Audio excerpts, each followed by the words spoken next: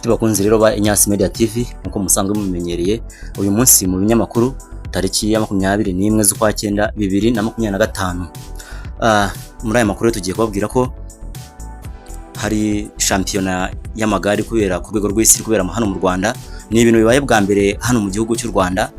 U Rwanda rukomeje kumanika idarapo ryarwo mu bihugu byo mu mahanga ndetse no ku isi. Iyi shampiyona y'amagare rero izwi nka Road World Championships iri kubera i Kigali ubu none hatuvugana, ndetse tugiye kubabwira no ku ruzinduko rwa Perezida Paul Kagame muri Azerbaijan. Sinzi niba nuko babisoma, muraza kumfasha. Nibi kubijyanye rero n'umubano w'u Rwanda n'amahanga, turaza kugenda tubigarukaho muri aya makuru. Ku rwego mpuzamahanga rwo turababwira ku byavuzwe kuri politiki muri Amerika, aho kubinjira ndetse n'abasohoka mu gihugu. Ikindi rero turababwira nanone, turavuga ku butumwa bwa Perezida wa Palestina mu nama y'umuryango w'abibumbye. Hari ubutumwa yatanze, tubabwire impinduka ku mategeko mpuzamahanga y'ubuzima ndetse n'ibindi. Katwanzike rero aya makuru twihuse, aya makuru mashya mu Rwanda, tubabwira ko guhera ku ya 21 kugeza ku ya 28, umunsi 21 Nzeri 2025, u Rwanda rwakiriye irushanwa rya UCI Road World Championships ku nshuro ya mbere muri Afrika. Ako kantu urakumva? Perezida wa Firwa C Samson Ndayishimiye hamwe na Minisitiri wa Siporo Neri Mukazayire bashyikirije ibihembo ku mugaragaro. Bashyikirijwe ibihembo ku mugaragaro. Uyu munsi kandi ni umunsi mukuru, kandi abashitsi bo mu bihugu birenga 100 bitabiriye. Umunsi u Rwanda rwakiriye abashitsi barenga 100.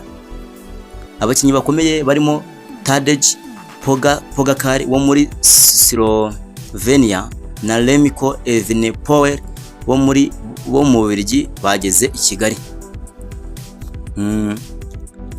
Kanya tuvugana rwose isiganwa ry'amagare rigeze kure, gusa mu kanya Inyasi Media TV kubera ko iba ihababereye, muraza gukurikirana andi makuru y'amashusho n'amajwi, yego tubabwira uko bimeze. Perezida Kagame yagiye uruzinduko rw'akazi rw'iminsi 3 muri Azerbaijan ku ya 19 Nzeri 2025. Urumva ko hashize ejo bundi ni iminsi mike ishize akoreye uruzinduko. Kandi rero nyine muri uruzinduko yashimangiye umubano w'ubufatanye hagati y'u Rwanda na Azerbaijan.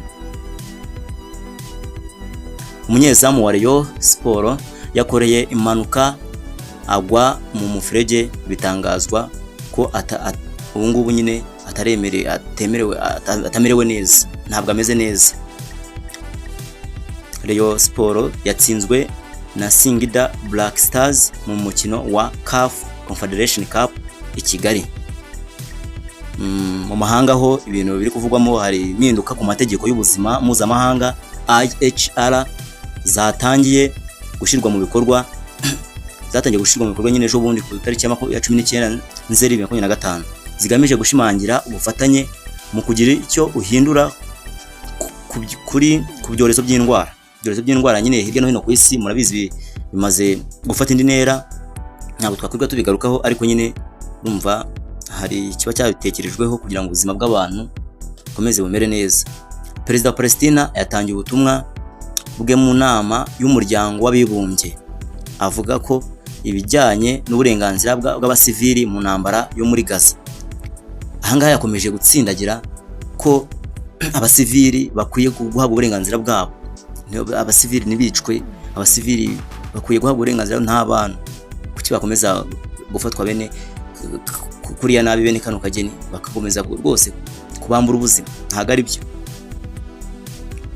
Ku ya 20 Nzeri ejo hashize 2025, Perezida wa Amerika Donald Trump yasinyiye iteka rishya byongerera ikiguzi cyo kwinjira mu gihugu ku banyamahanga b'abakozi bafite ubumenyi bwihariye, anabashinja gusimbuza abaturage ba Amerika mu kazi. Ubwo urumva nyine umuntu ugiye muri Amerika kugira icyo akorayo, kugira ubundi uraza usimbura umunyamerika mu kazi. Inkuru iratangaje rwose, inkuru irasekeje pe. Ishyaka ry'abakonservateri mu Bwongereza riteganya kubyutsa gahunda yo kohereza abimukira mu Rwanda. Ntabwo byoroshye pe. Izi rero ni inkuru zimwe mu nkuru zikomeye zibaye mu Rwanda no mu mahanga muri uku kwezi kwa 2025 kwa 9. Ibyo rero birumvikana